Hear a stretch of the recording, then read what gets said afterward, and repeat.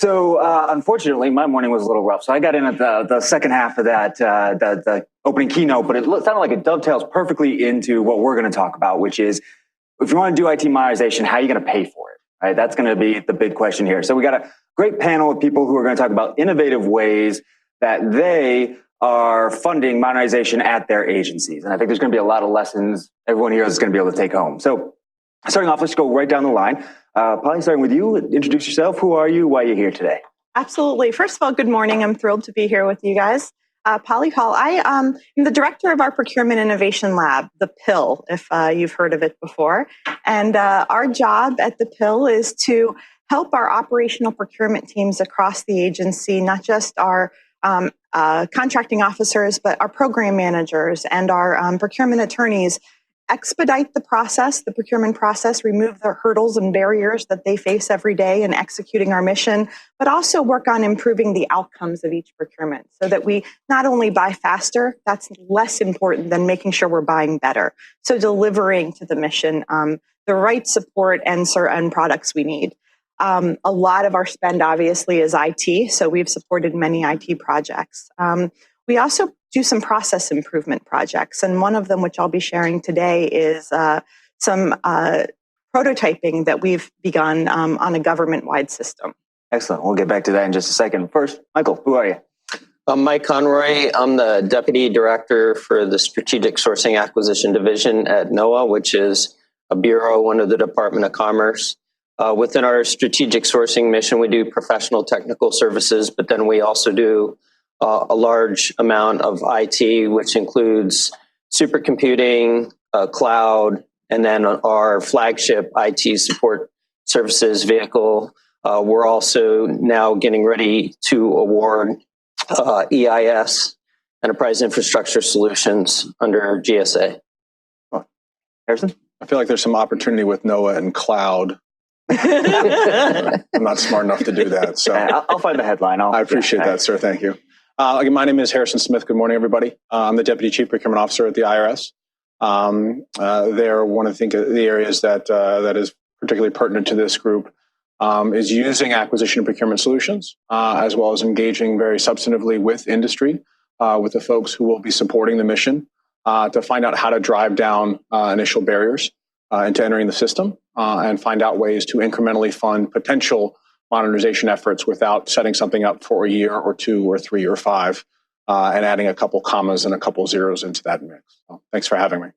Excellent. So one of the things that's great about this panel is each of you are doing something a little bit different and something that I think can really translate to a lot of agencies. But first, I want to start off with what you're not doing. We heard a lot about the TMF and the working capital funds. The TMF, for instance, is for those who don't know, the Technology Modernization Fund, as was mentioned earlier a bit. It's a pot of money where agencies can apply for, and then they have to pay it back over 3 or 5 years, depending on their structure. Is that something that you all are using, that you're accessing? And if not, why not? I'll take a stab. We currently do not have a TMF-funded project at DHS, but we are collaborating with our chief, both our DHS CIO as well as our component CIOs, to look for that right opportunity. I'm sure it's there somewhere. And so it's definitely an opportunity that we have our eye on. And, you know, our idea is we've got a toolbox of different procurement authorities and models, and we have to find the right fit for each project. Excellent. How about you guys? Yeah, I think we're in the same boat. We're not really utilizing it yet, but it does come up. So it's being talked about in different areas. I think it's about finding the right fit within the scope of those programs where we could utilize it. So you may have issues or challenges with funding, but you can't solve them with the Technology Modernization Fund or Working Capital Fund. So it has to be the right kind of project that fits within the scope of the act. And so I think it's somewhat of a timing thing. And I think as time goes on, eventually something will emerge. Yeah. So useful if it's the right time and you've got the right project and the funding's available, but maybe not for everything. Right. It has a scope to it. So you can't just use it for anything you want. You have to apply. It has to be, it's an investment on their part. Yeah, but not a silver bullet, but an option for sometimes. Now, Harrison, I wanted to direct toward you the other half of the technology modernization law that passed that made the fund was also the working capital funds. This is the idea that you can create a fund where when you save money through your modernization efforts, you can put that money into this and it's not single year appropriations. You can carry that over and use it over time. But those are for the CFO Act agencies. What happens when you get down to an agency like IRS that's a component agency? Yeah, I think that's a very interesting aspect because you get into or DHS for that matter. When you get into federated agencies, you get questions about, let's say it's the Bureau of Engraving and Printing, which is another Treasury Bureau, which generates savings through modernization. How is that shared or not shared across Treasury? Or is it they have got first shot for the first 2 years and then it's full and open on the third year, if you'll pardon the phrase? But I think that one of the areas that we have to focus on, similar to what the others have said, is that it's not the sole answer, right? There's conversations that the CIO has been leading with the CFO in regards to existing working capital funds and how we can utilize those things. But a very informed individual once told me funding dictates cadence. Right. So if you don't have any funds and you have to wait 6, 12, 18, 24 months to figure out a way to get there, sort of swimming in place doesn't really work out very well. So the areas that we've been working at within the IRS is really minimizing or making as small as possible and as quick as possible the amounts needed for actual tactical examples of what can be done. Quite often we get into situations where we're asking for 6 months or 12 months and honestly several $1 million and a lot of costs that are associated with the internal work as well. At the IRS, we pursued existing strategies and existing authorizations, which allow you to pretty much fund things fund things how the private sector funds them. We awarded a series of contracts at the end of the last fiscal year. The first portion of the period of performance was $25,000 in 30 days. And this is the pilot IRS program? Sir. All right, so this is an interesting one. So now we'll let you get back to it, but I wanted to break this conversation up into two halves, right? So we have that. The TMF and the working capital funds, they get talked about a lot. They are available, but now let's move into stuff that's available for everyone. Anyone can do what you're about to talk about, right? Yeah, absolutely. And for the procurement geeks in the room, it's FAR Part 12 and FAR Part 13 allows you to buy how the private sector would buy. So we mirrored it off of VC and seed funding. So again, the first phase is 30 days and $25,000. And where we got that time frame from was our partners in the CIO shop who really guided us through this effort, but also we asked industry. We said, how much money do you need to make this worthwhile to you? And so the first question is, well, how quickly do I get the funding?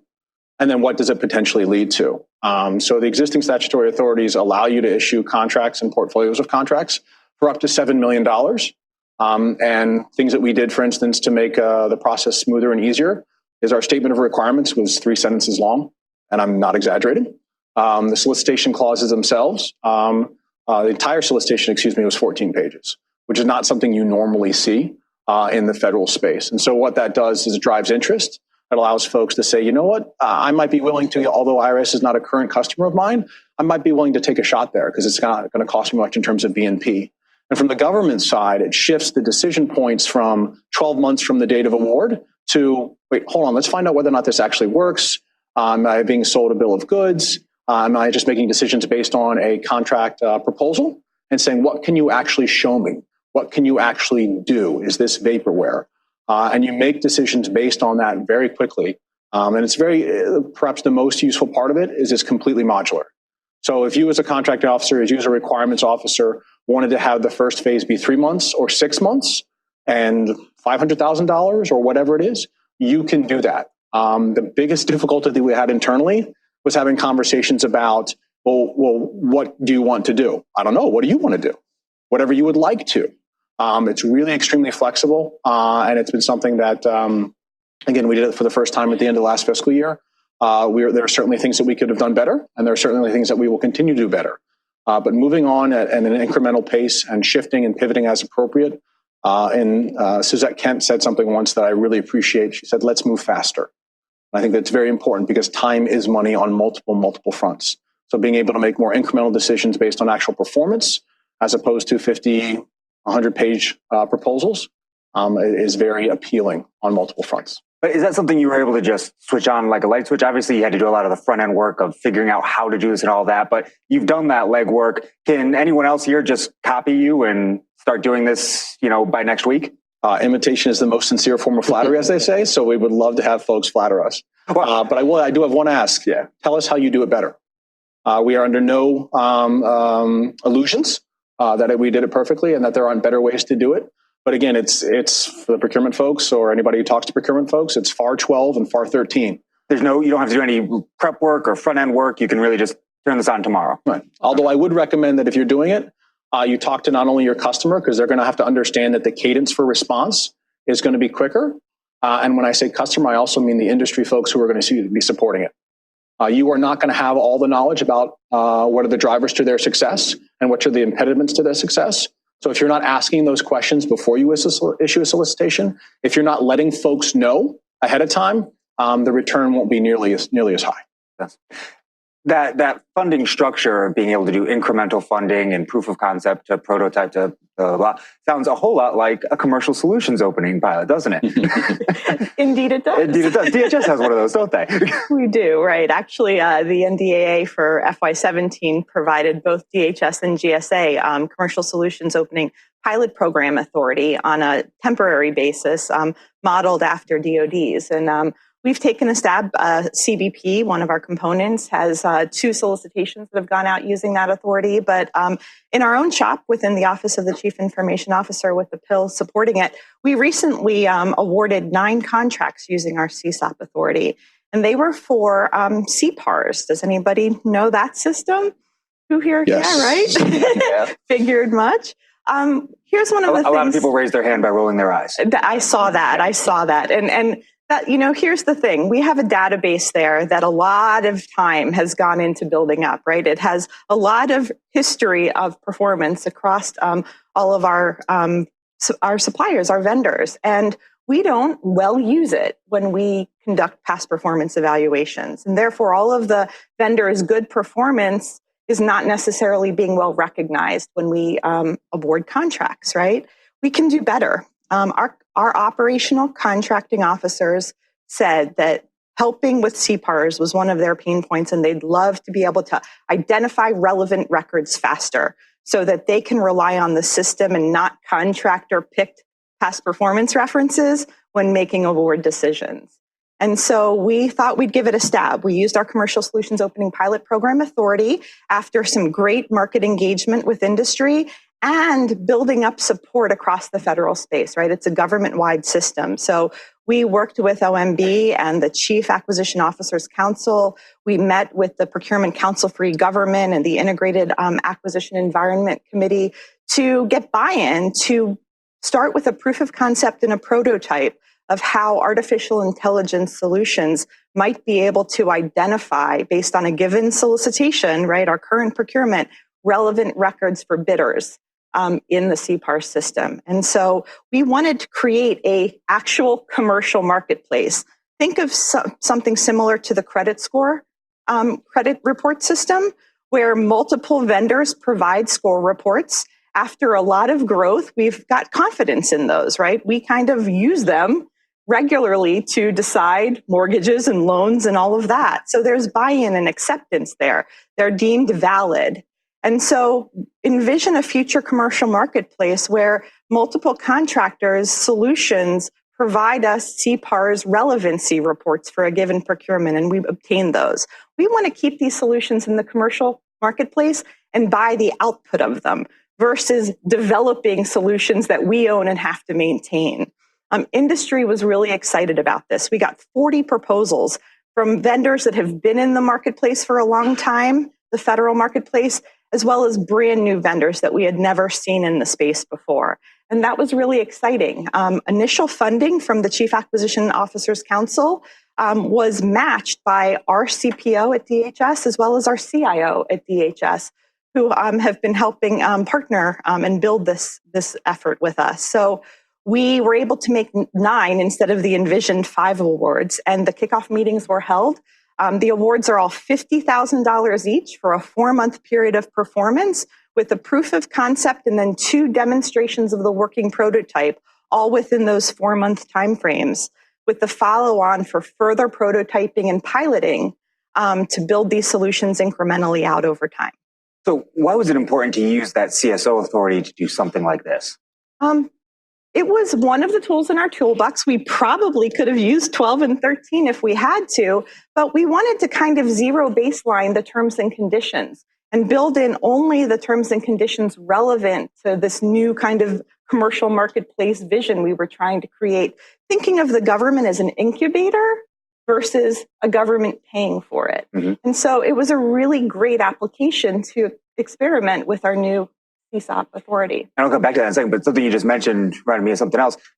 You're going to end up getting more than you paid for as well, too, not just because you had multiple funding sources, but the government isn't the only one paying for this stuff, right? No, each partner, right, each awardee is investing their own funds as well as angel investment funds in these efforts. So how'd you trick industry into paying for their own contract? Easy trick. Easy trick. That'll lead a question.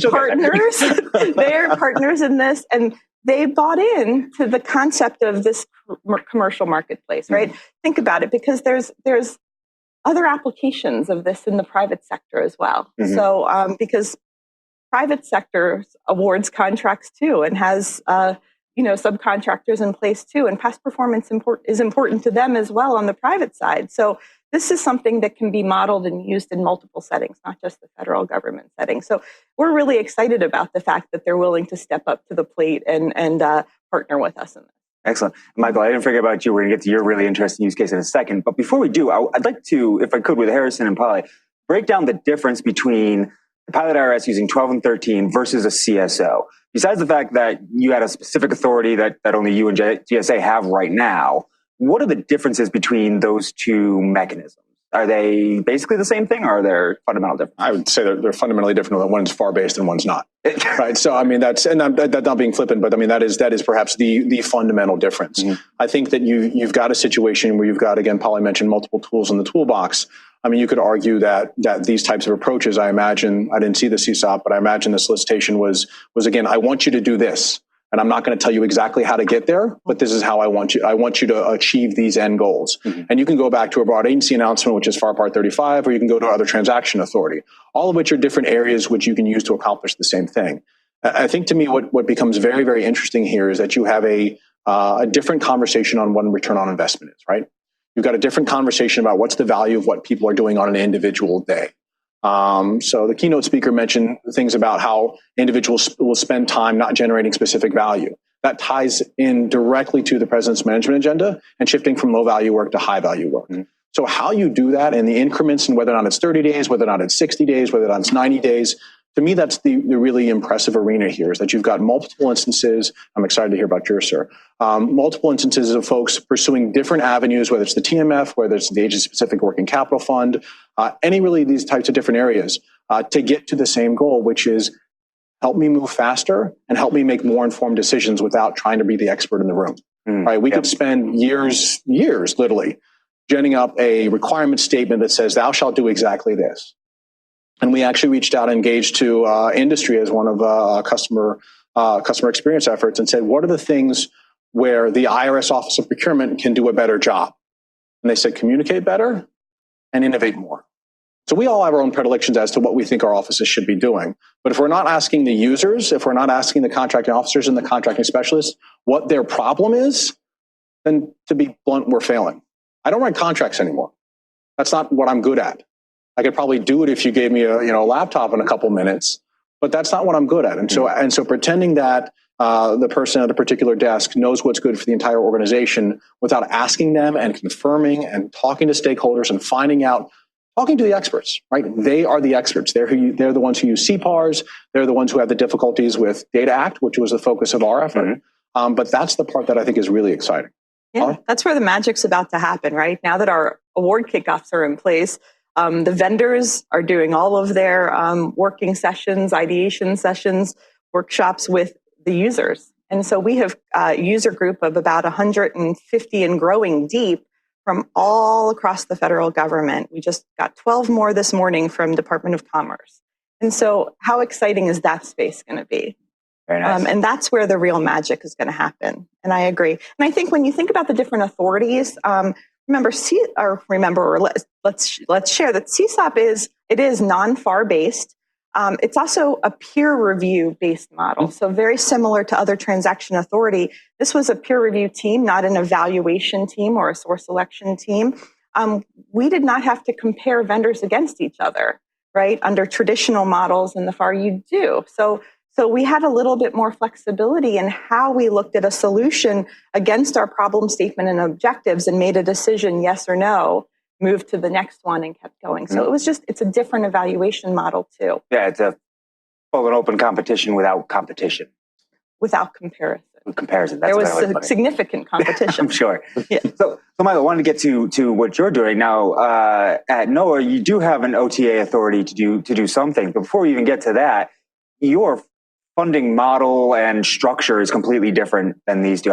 When you have to do something like a modernization effort, what do you have to do just to get your funding? Yeah, so talk about it at a couple levels. So NOAA has 6 line offices, the most popular, most known one, National Weather Service, but you also have the Fish Service, Ocean Service, Office of Marine and Aviation Operations, Atmospheric Research, and then NESDIS, which is the organization that puts satellites up in space that we see on the weather report. So you have those line offices, and they're funded through program and project activity accounts directly. So NOAA itself doesn't get appropriated funds that it then divvies up to the line offices. It actually goes straight to those PPA accounts. So when you're trying to do something from an enterprise perspective, which is where from a strategic sourcing standpoint where I come in, I support the CIO, the NOAA CIO. Each one of those line offices also has a CIO. So they form a council to work on enterprise level planning and activities.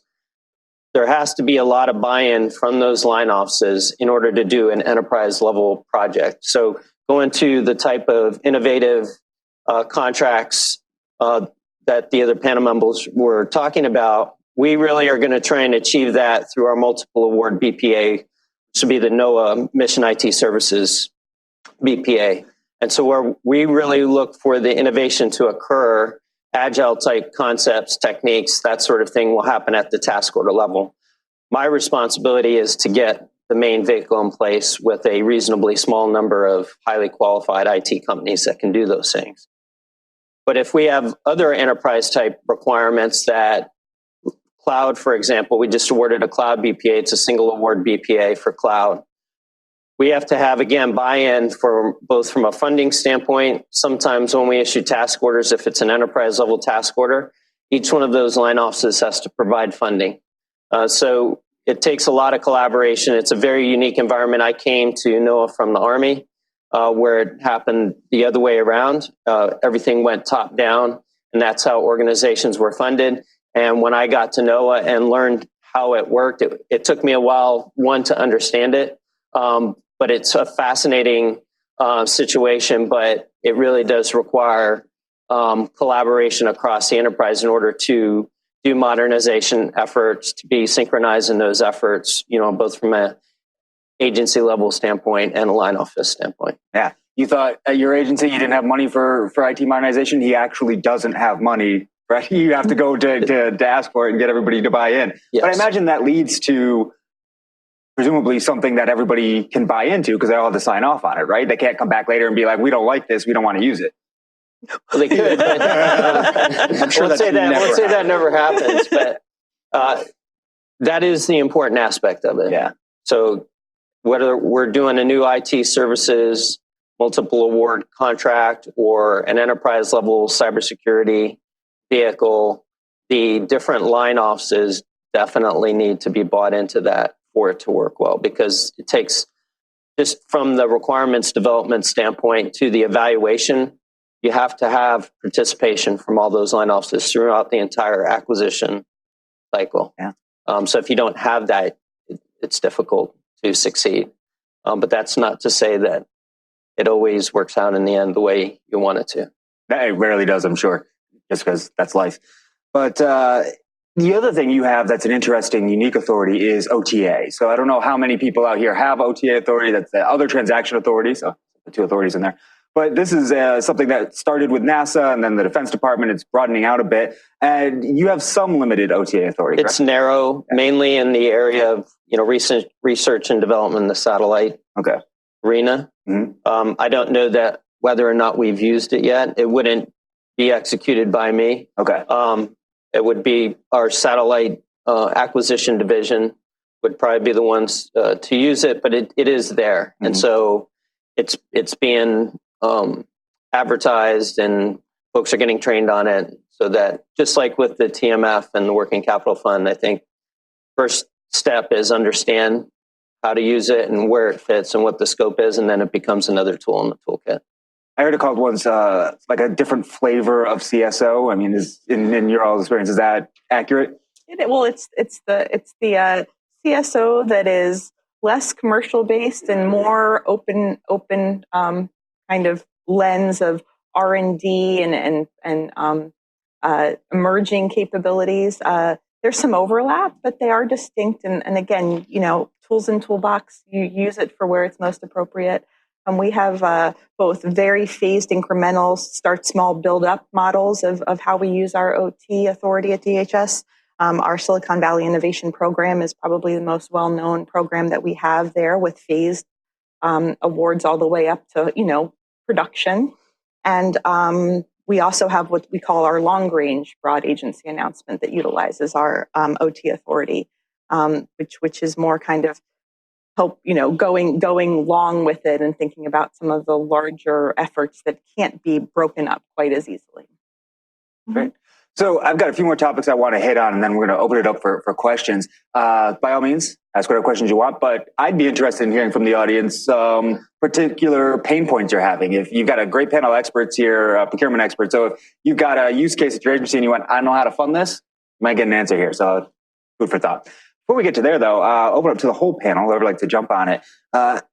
Is it easier to fund a large-scale modernization project that gets a lot of eyeballs, or something small that nobody, up top really cares about?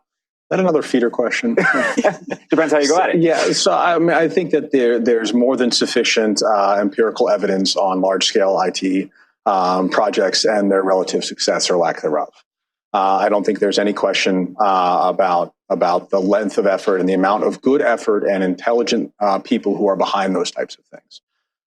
But the solution to having large 5-year, 10-year, 15-year contracts for IT support and then making them larger because it takes too long and making them cost more because they're too risky may not be the way to go all the time. And I'm not saying that facetiously. I'm saying that there are certainly going to be instances where you can afford to take very near-term decisions and have that inform where you're going to be going. There are going to be other instances in which is, hey, this is too static. This involves, I'm going to make this up, satellites in the air, and we can't touch those right now. But we can focus here on being a little bit more incremental, being a little bit more agile.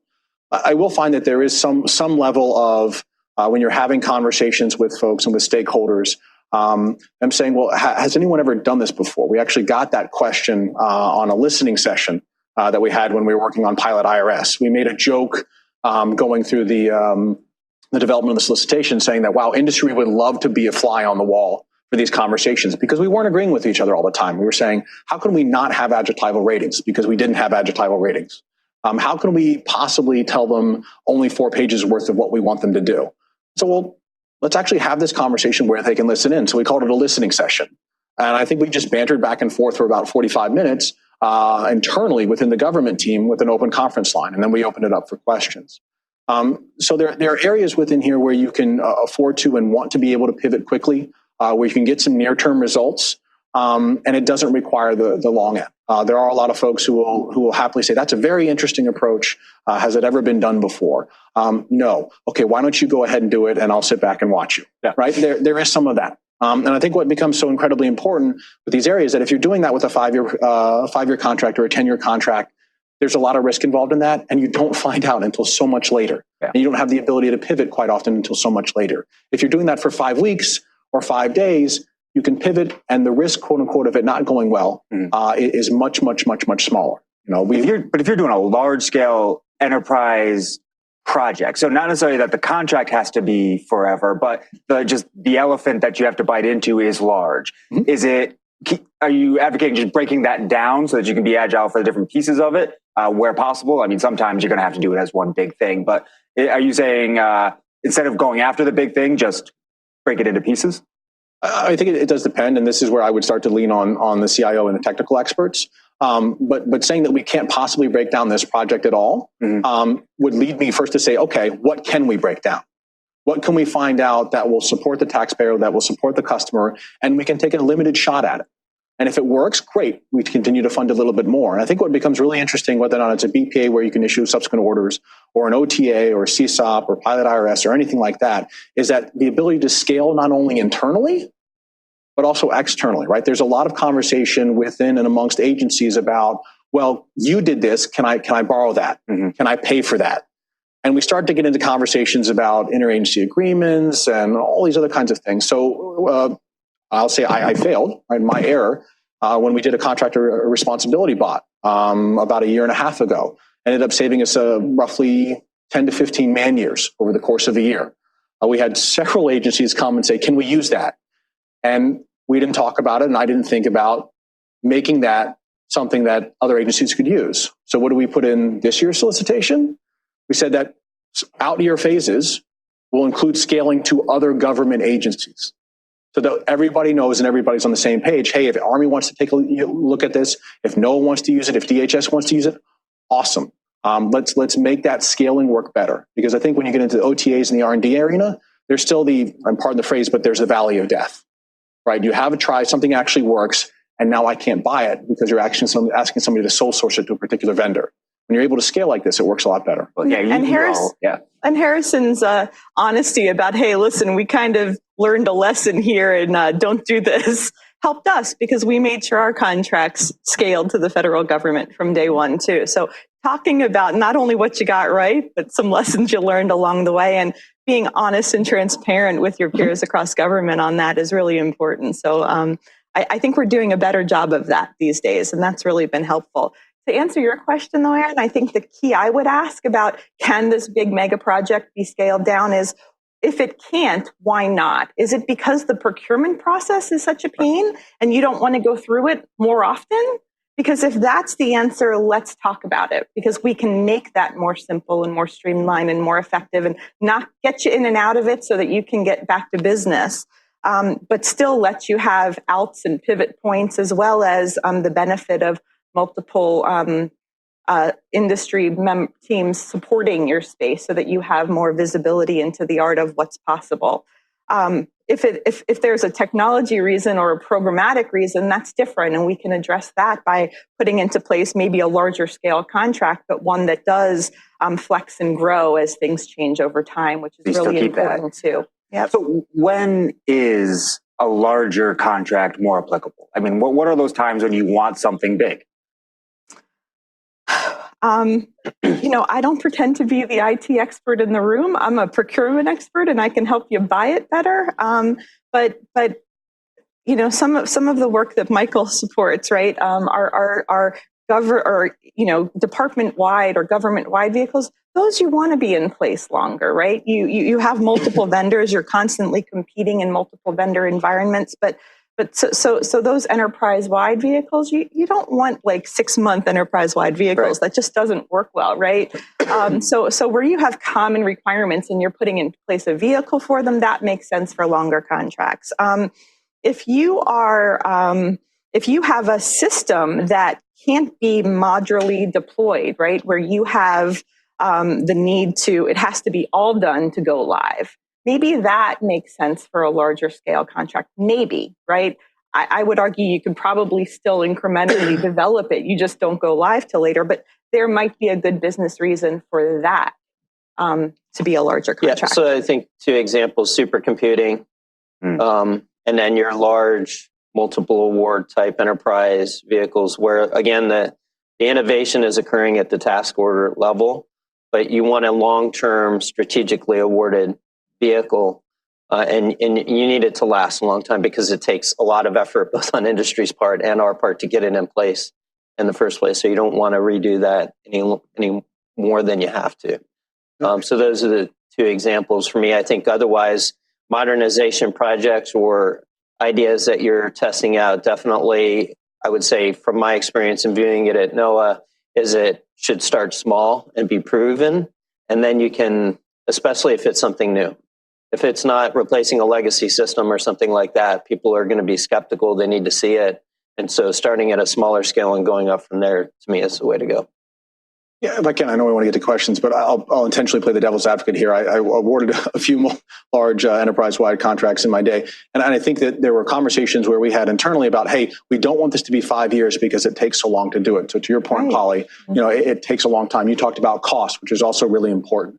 But there's some sweet spot here, right? If we make it a 20-year contract and we have the same exact team of industry partners supporting us, I don't think anybody in this room, let me tell you, I can't tell where I'm going to be 20 days from now.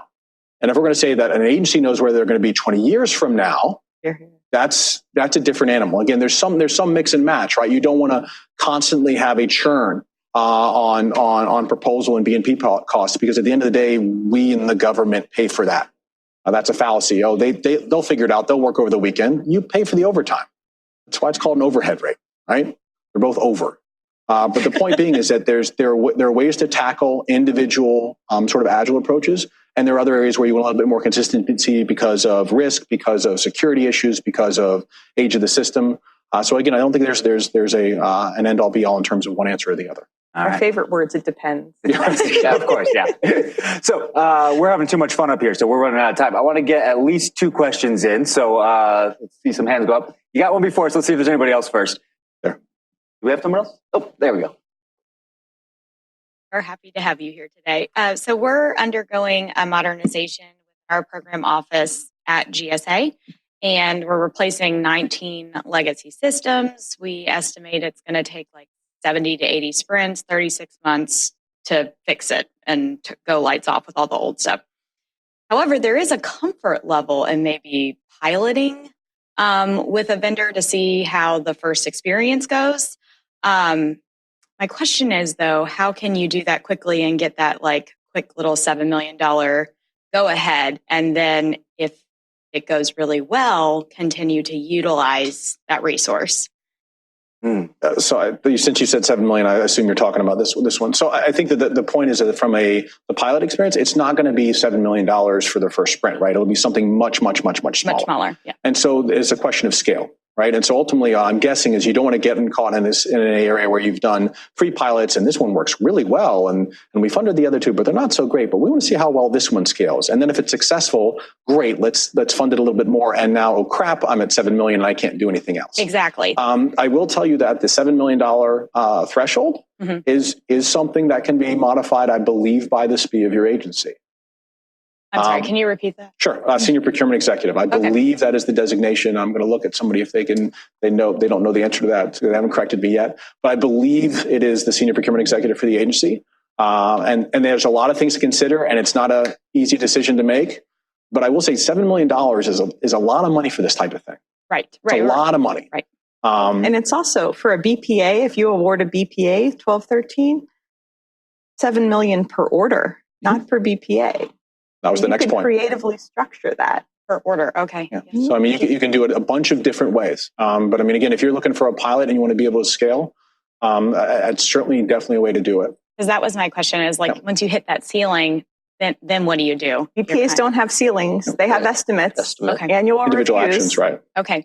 And then one other question, if you don't mind, we're considering using the Comet BPA to do this work, and we asked, pretty much, how are we going to pay for? We want to do it in an agile method and move to the cloud, and they said that it was a fixed price per sprint method that they usually take. Do you guys have any other creative ways that you pay for agile contracts? Or is that standard? Whether it's fixed price, time and materials cost is less relevant than is it truly agile. Are you creating your backlog? Are you working collaboratively with the government product owner, with users, and the vendor together? So, and are you focused on the vendor delivering not best effort, but working product, software, right? Working software. That is what defines agile, not how you price it. And so I think all of those options are options on the table. It's where you're ready. You have to be ready for fixed price, right? Because you need to be able to ramp up and start sprints right away. Right. And I think there's some discovery sprints that are T&M and then move to fixed price. You've got flexibility there. I think 2 points that Polly noted is that it was going to require a fundamental shift in how the government personnel perform work. They're going to be the customers. And there's nothing more frustrating than having an industry partner who's supporting a sprint and comes back 30 days or whatever it is later and says, hi, I need to talk to the customer. Like, we just awarded the contract. We're busy doing other things. You're going to have to change the nature of the conversation with the customer because they're going to need to engage with the industry partner that's supporting the services. That's going to be really, really important. The other thing that I would make sure that you try to limit is the effect of the security clearance process, because there's that back and forth as well. So just being aware of that. Okay. Unfortunately, with that, we're running out of time. I think we're going to have to do this panel again in the near future and just do Q&A, like just have it all people pitching at us. But please join me in thanking our great panel today.